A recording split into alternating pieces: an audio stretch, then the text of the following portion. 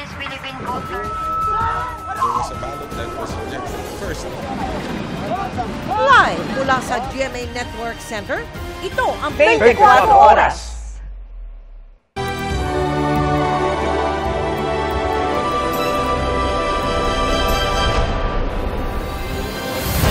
Magandang gabi po, Luzon, Visayas at Mindanao.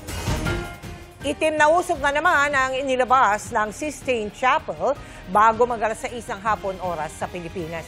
Ibig sabihin po niya wala pa rin napipiling bagong Santo Papa. Itim na usok din ang inilabas ng kapilya kasunod ng unang botohan na matiyagang inabangan ng maraming mananampalataya sa St. Peter's Square. Kaya ang paglabas ng puting usok mula sa Sistine Chapel, patuloy pa rin hinihintay. Ang mga update sa ikalawang araw ng Papal Conclave, tinutukan live ni Connie Sison. Connie. Yes, Mel, Emil, Vicky. 11:50 oras nga dito sa Roma at 5:50 p.m. oras naman dyan sa inyo sa Pilipinas. Muling nakita ng mga deboto dito sa St. Peter's Square ang itim na usok mula sa Sistine Chapel. At ibig sabihin yan, wala pa rin pong napipiling kapalit ang 133 na cardinal electors ni Pope Francis. At ang kinakailangan kasi nga ay 2/3 votes o 98 votes para maging 267 Supreme Pontiff yung Catholic Church po na papalit doon kay Pope Francis ang magiging Santo Papa. At sa ngayon, marami pa rin ang nag-aabang sa St. Peter's Square. Tulad pa rin ng nakita natin na kagabi, umaga kahapon hanggang gabi, ay marami pa rin nag-aabang sa hudyat na usok nagmumula sa Sistine Chapel.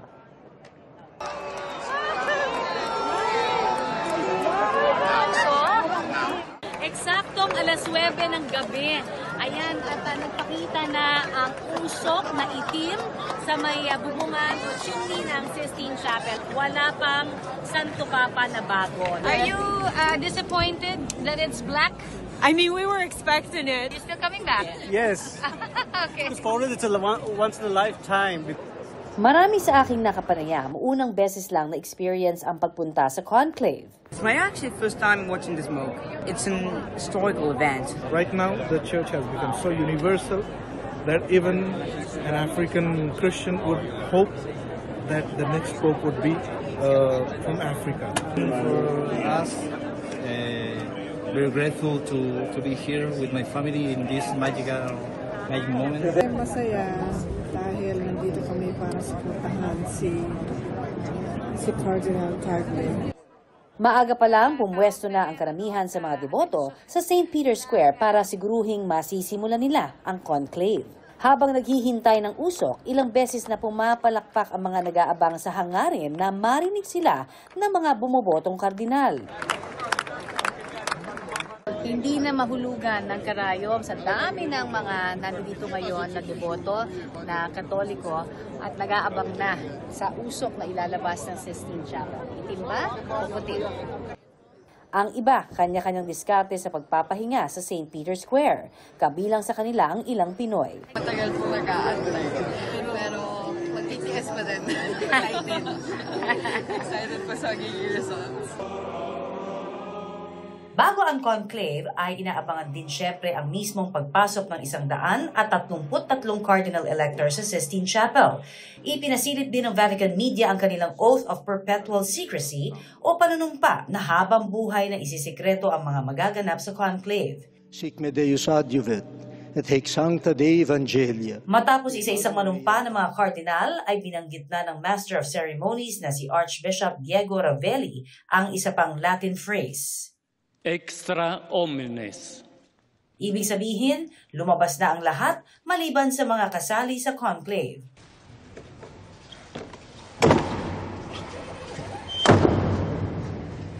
Pagkatapos ay literal na ikinandado na sa kapilya ang mga kardinal. Kaya nga yung tinawag na conclave mula sa Latin phrase na cum clave na ibig sabihin ay with a key o ginamitan ng susi.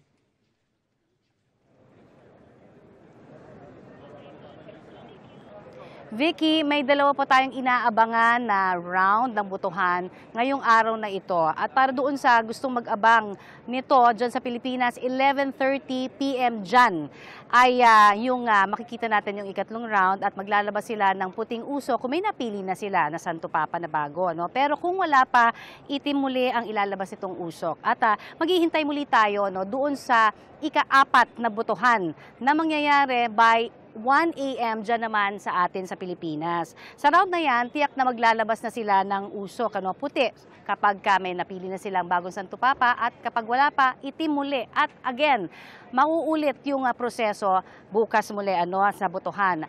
Ito lang isang trivia ay ang pinakamatagal na naging conclave ay umabot ng halos 3 taon noong 1271 sa panahon po yan ni Pope Gregory X. At ang pinakamaikli naman, Vicky, ay umabot lamang ng 10 oras sa panahon 1503 ni Pope Julius II naman yan. Vicky? Hintay-hintay na naman tayo mamaya. Maraming salamat sa iyo, Connie Sison. Kapag may napili ng bagong Santo Papa, inaasahang agad niyang aasikasuhin ang pagtatalaga ng mga opisyal na makakatuwang niya sa pangangalaga sa mga Katoliko sa buong mundo. Pero bago pa yan ay may ilang simpleng mga bagay na dapat desisyonan. Tulad na kung saan siya titira.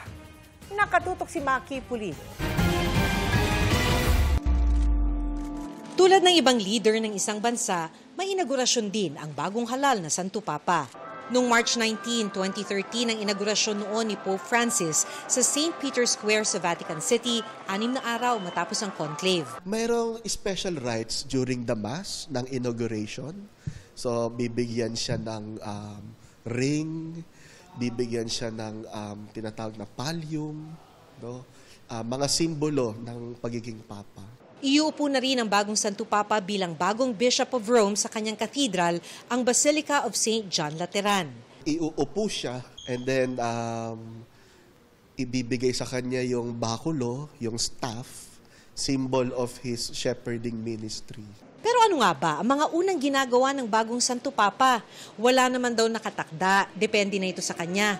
Mga simpleng pagdedesisyon at gawain ang ginawaan niya ni Pope Francis sa mga unang araw niya bilang Santo Papa. Isa sa mga unang desisyon niya noon ay tumira sa mas payak na Casa Santa Marta sa halip na sa Papal Apartments ng Apostolic Palace. Nung pinakita sa kanya yung Papal Apartments, parang nalakihan siya masyado. Ang Casa Santa Marta ay ang hotel na tinitirhan ngayon ng mga kardinal habang isinasagawa ang conclave. Pero bago siya opisyal na tumira doon, meron muna daw siyang ginawa. Binayaran niya yung bill niya sa hotel kung saan siya tumira. While waiting for the conclave to begin. So yung mga kumbaga mundane tasks, siya mismo personally, pwede naman niya iutos yun. Ang unang binisita ni Pope Francis bilang Santo Papa ay ang St. Mary Major sa Rome, kung saan siya ngayon nakalibing. Pumunta siya sa isang simple parish in the city of Rome. At siya ang nagmisa. At nagulat yung mga tao kasi Papa ang nagmimisa sa simbahan nilang maliit. Maaari ring kausapin na ng bagong Santo Papa ang mga kardinal habang nasa Vatican pa ang karamihan sa kanila, gaya ng ginawa ni Pope Francis matapos ang misa kasama ang mga kardinal matapos siyang mahalal. Misa yon na sila lang, mga cardinals. And then, he began to engage with them one by one. And I can imagine he's already beginning to do his consultations, his collaborations with them. Isa pa raw sa mga unang kailangang desisyonan ng bagong Santo Papa ay ang komposisyon ng Roman Curia o kanyang gabinete. Dahil coterminous o considered resigned ang mga namumuno sa mga dikasteri o departamento sa Roman Curia sa pagpanaw ng Santo Papa, desisyon ng bagong Santo Papa kung sino ang bagong mamumuno sa mga ito. Nung si Pope Francis, hindi raw niya agad pinalitan ang mga opisyal ng dikasteri. So I can imagine na it can be daunting and overwhelming for the new Pope, sa ating bagong Santo Papa. But I can also imagine na para sa kahit sino namang naglilingkod sa simbahan, simple lang ang dapat na gumabay sa aming lahat. The example of Jesus. the teachings of Christ. Para sa GMA Integrated News, Maki Pulido, nakatutok, 24 oras. Sa ibang balita, hinarang at binuntutan ng mga barko ng China ang barko ng Philippine Navy sa bahagi ng Bajo de Masinloc. Giit ng Navy, labag sa international regulations ang mapanganib na aksyon ng China. At nakatutok si Joseph Moro. Habang binabantayan ng barko ng Navy na BRP Emilio Jacinto ang mga barko ng BFAR Philippine Coast Guard nitong Lunes, lampas 20 kilometro mula sa Bajo de Masinloc sa Zambales, humarang sa harapan nito ang Chinese Navy Frigate 573. Nasa 200 metro na lamang ang layo ng barko ng China. In accordance with collision regulations, you are violating rule number 7 and endangering our safe navigation by blocking our course line. You are advised to keep clear immediately. Ang isa pang barko ng Chinese Navy nakabuntot din sa BRP Jacinto sa layong 25 hanggang 50 meters na lamang. Sinubukan ding harangin ng China Coast Guard Vessel 5403 ang BRP Jacinto. Concerning siya. Wala kang dahilan bakit dumikit niya. Lawak-lawak ng dagat. Dangerous maneuvers na unprofessional. Ayon sa Philippine Navy, hindi naman raw ito ang unang beses na lumapit ang mga barko ng Chinese Navy sa barko ng Philippine Navy. Pero dapat daw itigil ng China ang ganitong mga aksyon. Ayon sa Armed Forces of the Philippines o AFP, ang mga aksyong ito ay banta sa kaligtasan ng BRP Emilio Jacinto at paglabag sa international regulations for preventing collisions at sea. Nababahala ang AFP sa tinawag nito mga irresponsableng aksyon ng Chinese Maritime Forces. Sabi ng AFP, ang mga mapagbantang aksyon ay maaaring magdulot ng hindi pagkakaunawaan at nakakapagpataas ng tensyon sa lugar. Pero sabi ng Southern Theater Command ng China, teritoryo nila ang Bajo de Masinloc, sabay panawagan sa Pilipinas na itigil ang umano'y panghimasok, panguudyok at spekulasyon. Ito ay kahit nasa loob ng Exclusive Economic Zone o EEZ ng Pilipinas ang Bajo de Masinloc, katapat lamang ng Zambales. Sabi ng Philippine Navy, it's all part of the lies and the deceit that they have to give out to appease the internal audience. So sure that they are doing something to stir up nationalism for the Chinese Communist Party to remain in power. Para sa GMA Integrated News, Joseph Morong, nakatutok 24 oras.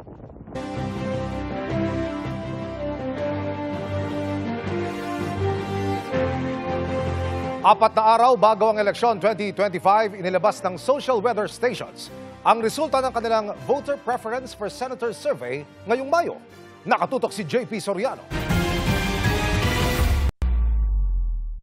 Sa Social Weather Station Survey na kinomisyon ng Strat-Based Group, 12 pangalan ang nasa listahan ng mga posibleng mananong senador sa eleksyon 2025. Ito ay sina Congressman Erwin Tulfo, Senator Bongo, dating Senate President Tito Soto, Senator Lito Lapid, broadcaster na si Ben Tulfo, dating Senador Ping Lacson, Makati Mayor Abby Binay, Senator Bato de la Rosa, Congresswoman Camille Villar, Senator Pia Cayetano, Senator Bong Revilla at Senator Amy Marcos. Isinagawa ang nationwide survey noong May 2 hanggang 6, 2025 sa pamamagitan ng face-to-face interviews sa 1,800 na registered voters edad 18 pataas. Tinanong sila kung sino ang kanilang iboboto sa pagkasenador kung gagawin ng eleksyon noong panahon ng survey.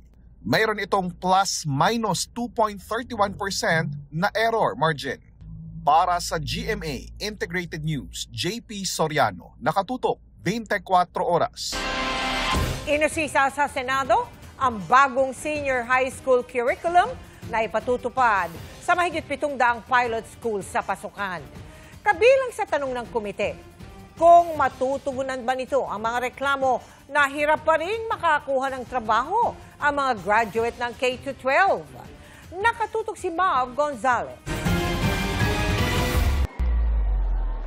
Bagong kurikulum ang babati sa mga papasok na senior high school student sa ilang pilot school sa parating ngayong school year 2025 to 2026. Sisimplehan na ito at gagawing 2 na lang ang kasalukuyang 4 na tracks, habang magiging 5 na lang ang core subjects mula 15. Magiging electives ang ibang subject. Pero pag-usisa ng Senate Committee on Basic Education, masosolusyonan na ba nito ang mga reklamong humaba lang ang pag-aaral pero hindi pa rin naman nakakakuha ng trabaho ang mga K-12 graduate? What we guaranteed to our constituents with the additional 2 years in senior high school we will reduce the number of years in college. Sa survey ng kinomisyon ng opisina ni Senador Win Gatchalian, lumalabas na mas maraming hindi kontento sa senior high school program at K-12. Parents have to shell out more money for transportation, food, for education, for their children. Senior high school diploma is not enough to get a better job. So they still want to go to college? Ayon sa Department of Education, may 10% naman ng mga senior high graduates na nakakakuha ng informal jobs. Kaya layo ng bagong senior high curriculum na mas maging employable sila. Nag-uusap na rin ang DepEd at SHED para hindi magkapareho ang subject sa senior high school at sa kolehiyo. Pero pag-amin ng DepEd, the 5 proposed core subjects are not enough for students to be college ready. They need to take electives. Sabi ni Gatchalian, dapat bawasan din ang subject sa kolehiyo. Top of mind is PE. We can push this down to basic education. Pwede rin daw iayon sa magiging course sa kolehiyo ang kukuning subject sa senior high school. May health services NC2 na kung iisipin mo, baka mas appropriate pa sa magno-nursing kaysa mag-take siya ng calculus at ng iba't ibang STEM programs. So baka po pwede nating pag-isipan siya more holistically that some of the NCs may give them actually better training, better preparation for the college programs they wish to take and have those credited already too. Sa ngayon, may 727 private at public pilot schools. Pero puna ni Gatchalian, parang kakaunti ang rural schools o yung mga nasa bundok at isla. I know that part of your rubrics is readiness, diba? But I think we should also consider the rural schools because the readiness of those schools is really a challenge. They might not be ready for the rest of for a very long time. Include more rural schools. The end goal of the pilot is to learn what's wrong or to learn what's right and to correct what's wrongs. Sa school year 2026 to 2027, inaasahan ang full rollout ng bagong senior high school curriculum. Para sa GMA Integrated News, Mav Gonzalez, nakatutok, 24 oras. Huli ang nagpakilalang dentista sa Cotabato na nag-aalok umano ng murang serbisyo tulad ng pagkakabit ng braces. Pero ang suspect sa social media lang daw natuto. Ang nabistong operasyon niya sa isang motel sa pagtutok ni June Veneracion. Pero matagal ka nang ganito, ma'am. Imbes na sa klinik, sa kwarto ng isang motel sa Cotabato City, pinapunta ng nagpakilalang dentista na si alias Bart ang kanyang pasyenteng susukatan umano ng braces. Libre yung cleaning, tol? Kapag upper and lower ang hipon, pero ang inakala niyang pasyente, pulis pala. Arestado si alias Bart dahil hindi naman pala siya lisensyadong dentista. Check ko lang yung bag mo. Tingnan mo mabuti, kaya sabihin mo. Ikinasa ang entrapment matapos ma-monitor ng PNP Anti-Cybercrime Group ang suspect na nag-aalok online ng dental services gaya ng pagkakabit ng braces sa halagang 1,000 pesos lang. Wala naman talaga itong clinic. Yung mga kuha na lang niya, mga pagpapanggap ay kung asan siya ay doon na lang pupuntahan. Sabi ng Anti-Cybercrime Group, marami na ang nabiktima ng suspect na pumasok daw sa illegal na gawain para suportahan ang kanyang pag-aaral. Dahil mura ang alok para sa dental services, karamihan daw sa mga naging biktima ay mga estudyante rin. Itong suspect natin ay natutunan niya yung paggawa ng braces ay sa isang social media platform dito.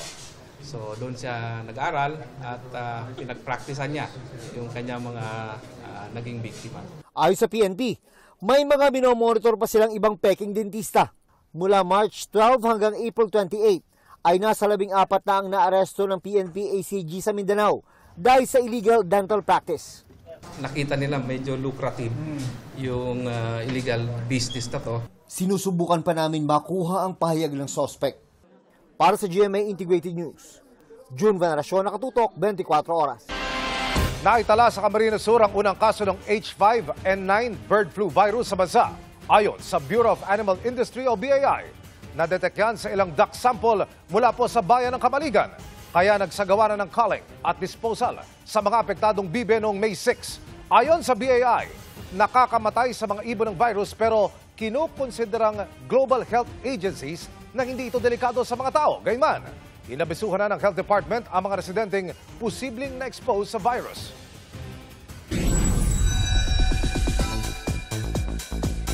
Good evening mga kapuso! Handa ng manakot sa big screen si Sparkle star Lian Valentin para sa newest horror film na Untold, kung saan makakasama niya ang ilang bigating celebrities. At busy din si Lian sa upcoming Kapuso series na Akusada na simula pa lang daw ay intense na ang mga eksena. Makichika kay Larsen Tiago. Sa kanilang premiere night, sinalubong ng tilian ang mga bituin ng pelikulang Untold na pinangungunahan nina Jody Santa Maria at Sparkle star Lian Valentin sa ilalim ng Regal Films. Yung story po is tungkol kay Vivian Vera na isang journalist nga po, and yung mga pamamaraan niya na ginawa para maabot yung kanyang ambisyon. Ang role ko ay si Amanda. So isa ako sa mga magpapahirap o magiging multo anino ni Vivian Vera, which is ginagawa ni Miss Jody Santa Maria. So ayan, medyo ano tayo dito pa sindak, ganyan. Bukod sa pelikula, abala rin si Lian sa taping ng upcoming GMA series na Akusada, kasama sina Andrea Torres at Benjamin Alves. Simula pa lang. May away na, may konting tension na. So sabi ko, marami pang mangyayari. Lor Santiago, updated sa showbiz happening.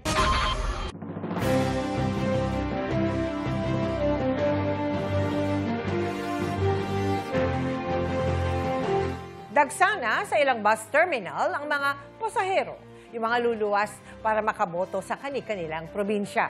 Sapat naman kaya ang mga bus? Nakatutok si Oscar Oida. Wala na raw maupuan. Kung kaya sa sahig na pumwesto ang pamilya ni Maribel, maipahinga lang ang anyay mga nangangawit ng mga paa. Target nila kasing makauwi ng Ginubatan Albay para makaboto doon sa Lunes.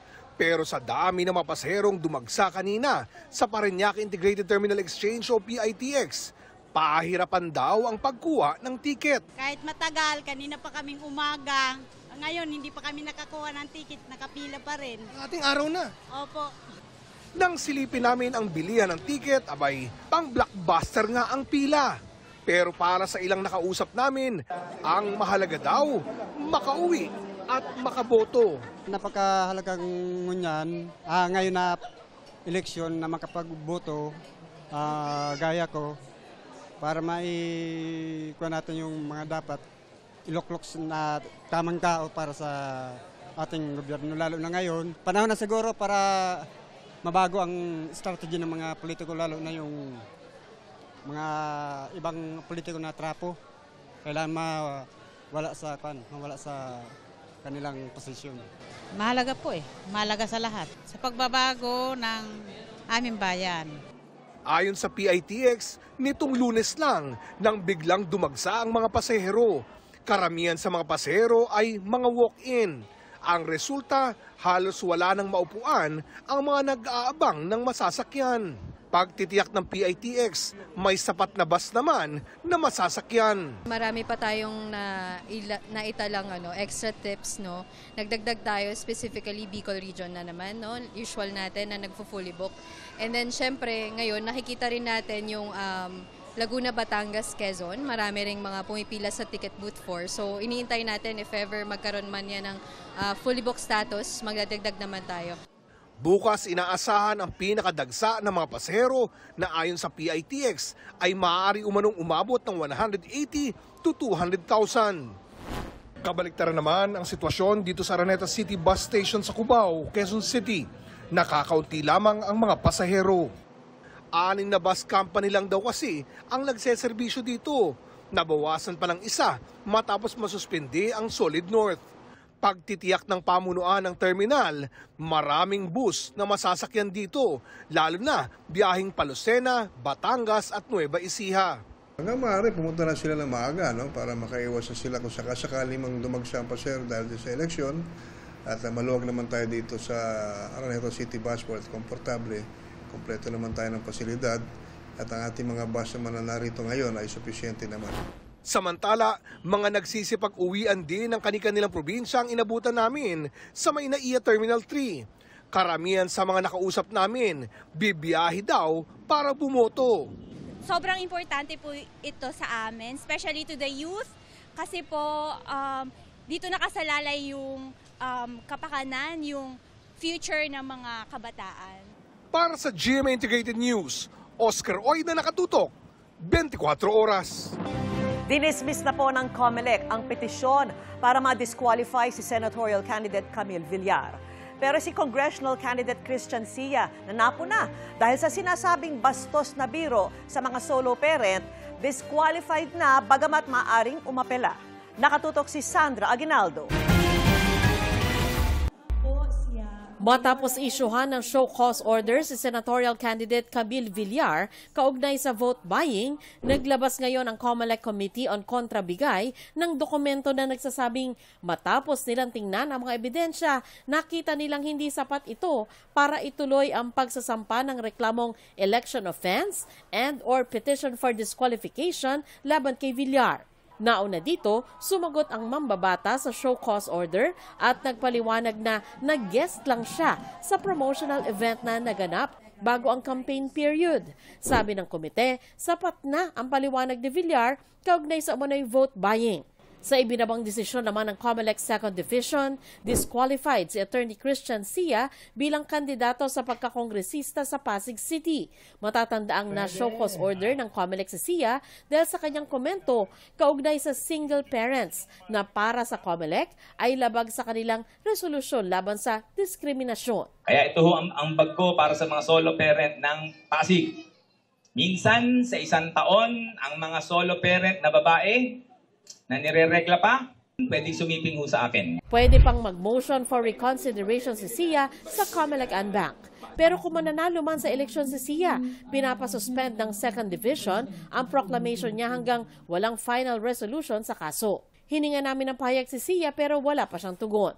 Sa isang COMELEC Bank resolution naman, tuluyan ng kinansela ang registration ng Pilipinas Babangon Muli o PBBM party list. Sa desisyon, sinabing nilabag ng partido ang requirement para sa isang regional party sa Calabar Zone nang mag-field ito ng nominees na hindi naman taga roon. Hininga namin ang reaksyon ng PBBM party list pero wala pa silang tugon. Kaugnay pa rin sa eleksyon, hindi pinayagan ng COMELEC ang hiling ng European Union election observers na makapasok sa mga presinto sa araw ng eleksyon. Ayon sa COMELEC, labag ito sa probisyon ng Omnibus Election Code na naglilimita kung sino lamang ang pwedeng pumasok sa presinto. Masikip din daw ang mga presinto. Sinasabi po nila na kapag sila ay hindi pinayagan, it might violate daw po international standards on observation mission. And it might compromise daw po the 20 years ng observation mission ng EU. The NBank is standing firm that we cannot allow anybody inside the polling precincts. Sapagkat nakalagay po sa ating batas sa Omnibus Election Code, maaaring ito'y lumang batas na ang pwede lang nasa loob ay ang botanteng bumoboto, ang electoral board members, ang watchers. Kaugnay naman sa paghahanda sa eleksyon, sinabi ng COMELEC na 99% complete na ang final testing and sealing ng mga automated counting machines. Inilunsad naman ng National Citizens Movement for Free Elections ang Operation QR Count 2025 upang hikayatin ang publiko na mag-verify ng election results gamit ang NAMFREL 2025 app. Sa pamamagitan ng pag-scan ng QR codes ng election returns sa mga polling place, kahit sinong may smart device at internet ay makakalahok sa pag-verify o pagsisigurong tama ang magiging resulta ng eleksyon. Sa pamamagitan naman ng Threat Monitoring Center, 24/7 na babantayan ng Cybercrime Investigation and Coordinating Center at mga katuwang na ahensya ang mga banta sa eleksyon gaya ng hacking at disinformation. Sabi ni DICT spokesperson Asek Aboy Paraiso, may mga namomonitor pa raw silang banta ng pagkakalat ng maling impormasyon tungkol sa integridad ng eleksyon. Sinisiguro ng CICC na ligtas, malinis at mapagkakatiwalaan ang eleksyon 2025. Para sa GMA Integrated News, Sandra Aguinaldo, nakatutok, 24 oras. Pinagpapaliwanag ng Land Transportation Office ang motoristang naglagay ng isang aso sa trunk ng sasakyan. Depensa ng kapatid ng driver, maayos ang lagay ng aso na nirescue nila dahil hindi na naalagaan ng iba. Nakatutok si Tina Panganiban Perez. Viral ang post na ito ni Jay De Guzman tungkol sa paglalagay ng isang motorista ng aso sa trunk ng isang kotse. Kwento ng driver ni Jay, nalaman nilang may aso sa trunk nang biglang bumukas ang trunk at sumilip ang aso. Tapos nakita ko mayroong aso na hingal-hingal lang, haba-haba na ng dila. Tapos sabi ko, ba't may aso ron? Sabi ko, bakit doon nilagay yung aso? Sabi ko, baka mamatayan. Sinara niya uli eh. Siyempre, sabi namin, baka masuffocate yung aso. Sa updated post ng uploader, sinabi niya nag-message sa kanya ang kapatid ng driver ng kotse at sinabing okay naman ang aso. Iniligtas lang daw ang aso at natakot ang kanyang kapatid na mga gatang aso dahil bago pa lang sa kanila, kaya nilagay ito sa trunk.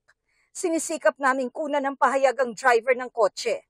Pero nagpadala ang kanyang kapatid sa GMA Integrated News ng videos ng aso para ipakitang maayos ang lagay nito ngayon.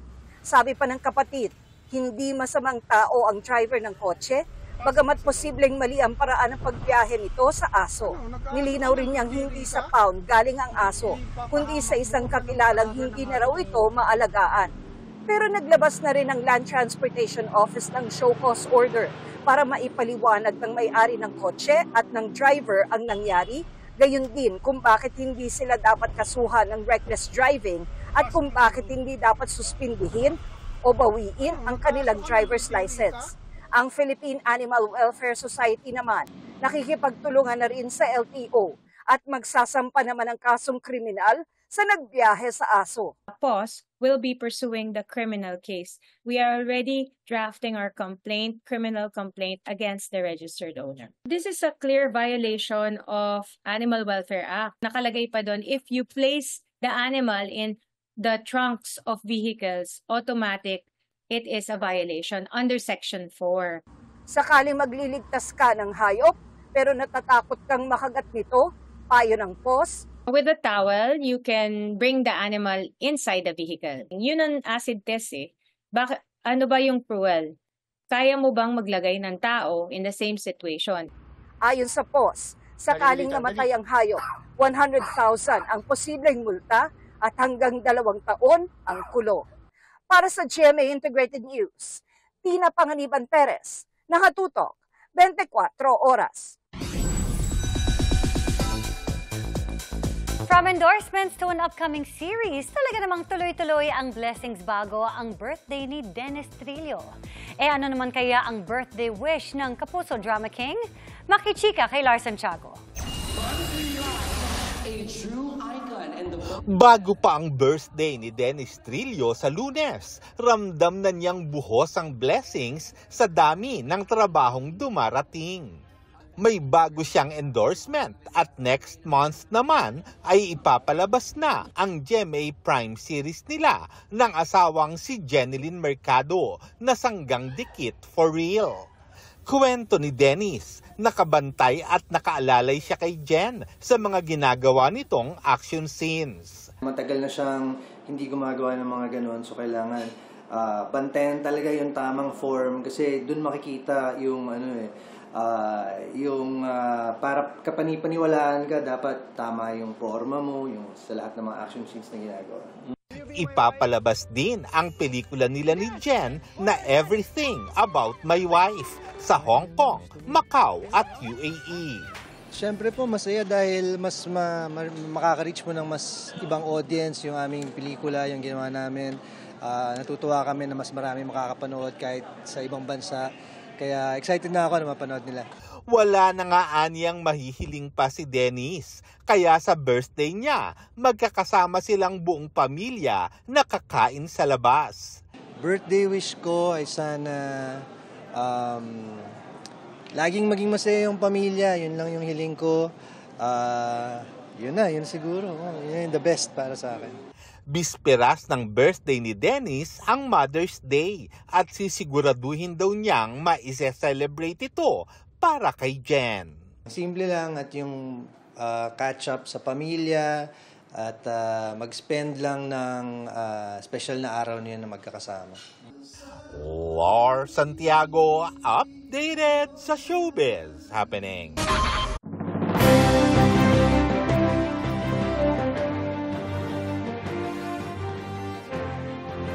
Tiniyak ng Meralco na walang magiging problema sa supply ng kuryente sa araw ng eleksyon. Nag-inspeksyon na rin sila sa ilang eskwelahang magsisilbing polling precinct. Nakatutok si Mari Zumali. Isa-isang pinasok ng mga opisyal at line crew ng Meralco ang mga silid-aralan ng Pinagbuhatan Elementary School na gagamiting polling precinct sa Lunes. Masingsing ininspeksyon ang mga electrical wiring, pati ang mga appliance na gumagamit ng kuryente.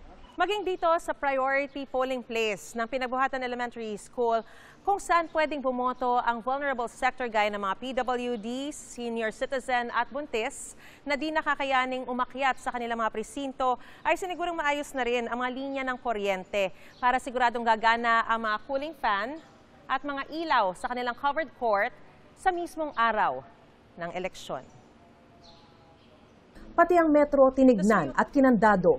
Bukod po dun sa pilferage na magkakos po ng problema dun sa eskwelahan, may safety concern din po dahil baka magkaroon po ng aberya at mawalan po ng kuryente yung ating eskwelahan. Bahagi ito ng paghahanda ng Meralco at mga eskwelahan para masigurong hindi magkakaroon ng aberya sa mismong araw ng eleksyon. Para, alam niyo na, masyadong mainit, malamang mainit yung heat index, so tiniyak natin na komportable ang mga boboto sa Lunes. Siniguro ng Meralco na sapat ang supply ng kuryente kaya wala raw silang nakikitang problema.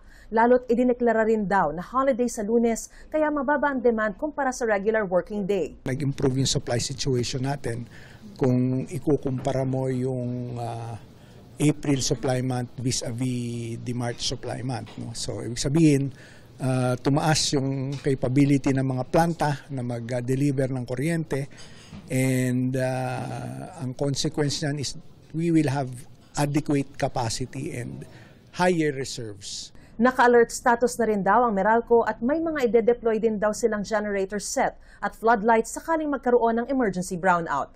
Para sa GMA Integrated News, Mariz Umali, nakatutok, 24 oras. Mga kapuso, sa ating ulat panahon, inulan at binaha ang ilang lugar kahapon.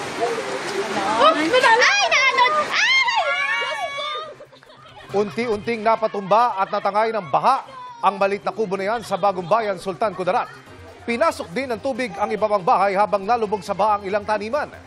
Sa Tiboli, South Cotabato, malakas din ang ragasan ng tubig dahil sa pag-apaw ng sapa. Ang ilang rescuer gumamit na ng lubid para maitawid ang mga stranded na residente. Lagpas 2 oras namang stranded ang ilang motorista sa Magsaysay, Davao del Sur matapos malubog sa baha ang ilang kalsada. Ayon sa Pag-asa, low pressure area thunderstorms ang dahilan ng mga pagbaha. Sa ngayon, nalusaw na ang LPA pero may mga ulan pa rin bukas sa ilang bahagi ng bansa. Base sa datos ng Metro Weather, mas tumataas ang tsansa ng ulan bandang tanghali hanggang sa hapon at gabi. May malalakas na ulan na pwedeng magpabaha o magdulot ng landslide. Halos 30 lugar naman ang makararanas ng matinding init bukas na aabot po sa 43 degrees Celsius. Danger level yan at posibleng magdulot ng heat stroke. Sa Metro Manila, kahit nasa 40 hanggang 42 degrees Celsius ang heat index, posible pa rin ang localized thunderstorms sa hapon o gabi. Hindi muna inalis ng Department of Justice ang anak ng pinaslang na negosyanteng si Anson Ke sa listahan ng mga respondent sa kaso. Ayon kay Prosecutor General Richard Fadulion, tatapusin muna ng prosecution panel ang preliminary investigation at susuriin ang mga ebidensya bago aksyonan ang mosyon ng PNP Anti-Kidnapping Group na alisin si Alvin Ke sa mga inirereklamo. Unang isinama ng PNP ang pangalan ni Alvin sa mga pinapaimbestigahan kaugnay ng kasong pagkidnap at pagpatay sa kanyang negosyanteng ama. Pero binawi ito kalauna ng PNP at sinabing kulang ang kanilang ebidensya para isangkot siya sa krimen. Dumalo si Alvin sa preliminary investigation ng DOJ ngayong hapon. Naroon din ang 5 suspect na hawak na ng pulisya kabilang ang itinuturong mastermind. Submitted for resolution na ang mga reklamong kidnapping for ransom with homicide laban sa kanila. 2 motorsiklo ang nasira dahil sa granadang inihagi sa isang compound sa Quezon City. Patuloy ang investigasyon at pagtukoy sa mga suspect na ayon sa testigo'y riding in tandem. Nakatutok si Mark Salazar. Bakas ang pinsala ng granadang inihagi sa compound na ito sa Scout Chuatoco sa Quezon City. ang nag-itcha riding in tandem. Rinig na rinig namin kasi akala ko nga may baril, nagbabarilan, kaya sigaw kami sigaw sa loob. So nung lumabas kami, nakita namin yung uusok, tapos nagsisigaw na si kuya, yung bantay dyan. Sabi niya is, granada daw, granada. Yun, nagkagulo na yung tao. Hindi pa isinapubliko ang kuha ng CCTV sa nangyari, bagamat hawak na ng pulisya ang mga video. Dalawa talaga siyang magkaangkas sa motor, talagang ginanon niya. Tapon niya, sabay alis, tapos mga siguro seconds lang, 3 to 5, lumabas si kuya yung bantay dyan, sabay takbo. Nung nasa labas na siya, sabay sumabog. Hindi naman nasaktan ng bantay sa compound. Ayon sa District Explosives and K9 Unit ng QCPD, 2 motorsiklo at generator ang nasira ng pagsabog ng granada. Nagpapatuloy pa ang investigasyon para malaman ang motibo at matunton ang salarin. Para sa GMA Integrated News, Mark Salazar, nakatutok, 24 oras.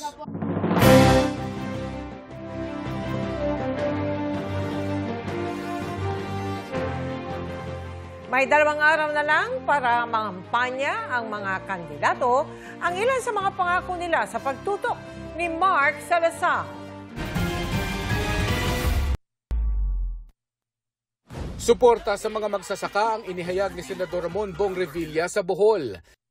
Batas para sa transportasyon ang ipinangako ni Congressman Bonifacio Bosita sa Laguna. Nakipagdialogo si Teddy Casino at nag-ikot sa Quezon City kasama si Jerome Adonis. Dekalidad na serbisyong panlipunan ang isinulong ni Congresswoman Franz Castro. Andun din si Mimi Doringo na nangampanya sa mga taga-Antipolo. Batas para mapangalagaan ang likas na yaman ng bansa ang nais ni David De Angelo. Pagkakaroon ng Department of Disabilities ang iminumungkahi ni Attorney Angelo de Alban. Sa Muntinlupa, nag-ikot si Senador Bato de la Rosa. Programa para sa mga kabataan ang isa sa tututukan ni Senador Bongo. Eviction moratorium during disasters ang isusulong ni Senador Lito Lapid. Pagpapanatili ng diwang makabansa ang panawagan ni Senador Francis Tolentino. Libreng maintenance medicine ang itinulak ni Mayor Abby Binay sa Cavite. Magkakasama sila kagabi sa Bulacan kung saan iginiit ni Senador Pia Cayetano ang pagtutok sa edukasyon. Pagbabantay naman sa pondo ng bayan ang tututukan ni Ping Lacson. Libreng public housing ang isinulong ni Manny Pacquiao. Pagpasa ng 14th month pay law ang tututukan ni Tito Soto. Ora mismong public service ang ipinangako ni Congressman Erwin Tulfo.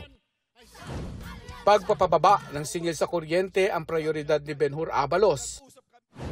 Karapatan ng Moro communities ang prioridad ni Amira Lidasan. Sa Quezon nangampanya si Congressman Rodante Marcoleta. Aumento sa sahod ang itinulak ni Liza Masa sa Quezon City. Pagpapababa sa presyo ng pagkain ang isa sa advokasya ni Kiko Pangilinan. Paglaban sa korupsyon ang iginiit ni Ariel Quirubin sa Nueva Ecija. Suporta sa maliliit na negosyo ang itinulak ni Congresswoman Camille Villar sa Maynila. Paiigtingin ni Bam Aquino ang serbisyong hatid ng Microfinance NGOs Act. Patuloy naming sinusundan ang kampanya ng mga tumatakbong senador sa eleksyon 2025. Para sa GMA Integrated News, Mark Salazar, nakatutok 24 oras. Bahagyang lumago ang Gross Domestic Product o GDP ng Pilipinas sa unang quarter ng taong 2025. Naitala yan sa 5.4%, mas mataas sa naitalang GDP noong nakalipas na quarter na 5.3%. Pero mas mababa yan sa 5.9% GDP ng kaparehong quarter noong 2024. Hindi rin ito pasok sa target na 6 to 6.5%. Ang gross domestic product ang kabuang halaga ng lahat ng mga produkto at serbisyo na nililikha sa loob ng bansa. Ayon sa gobyerno, kabilang sa may malaking ambag sa paglago ng ekonomiya sa quarter na ito ay ang wholesale at retail trade, pagre-repair sa mga sasakyan at motor, financial at insurance activities at manufacturing. Nakapagtala naman ng pinakamabilis na paglago ang mga industriya ng agrikultura, forestry at fishing, industry and services.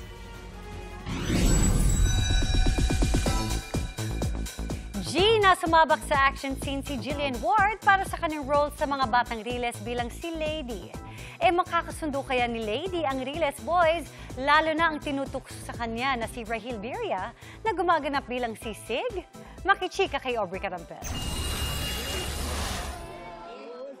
Matapos bumisita ni Jillian Ward sa Sitio Liwanag kung saan mainit siyang tinanggap ng cast. Mga sister, okay na po to, tara na po. Finally, naka-eksena na niya ang mga batang Riles na sina Kidlat, Kulot, Dagul, Sig at Matos na ginagampanan ni Miguel Tan Felix, Kokoy De Santos, Anton Vinzon, Rahil Birria at Bruce Roland. Sa unang pasilip sa mga eksena ni Jillian, gaganap siya bilang si Lady. Si Jillian, nakasundo agad ang Riles Boys. Kahit super professional sila, hindi pa rin nila nakakalimutan na to have fun. Kumbaga, very parang lighthearted po yung set nila. So, feeling ko may enjoy ko to. Ano naman kaya ang masasabi ng mga batang Riles sa kanilang bagong co-star? Lahat po kami excited kasi ang dami naming scenes. Pero ang tanong, sino ang pinaka excited? Malamang ako. Si Rahil, inulan na naman ang tukso. Masaya raw kasi siya na maka-eksena muli si Jillian na nakasama niya sa abot kamay na pangarap. Dito po natin mamimit yung character ni Jill, si Lady. So yun, dito tayo. Matik, yun na yun eh.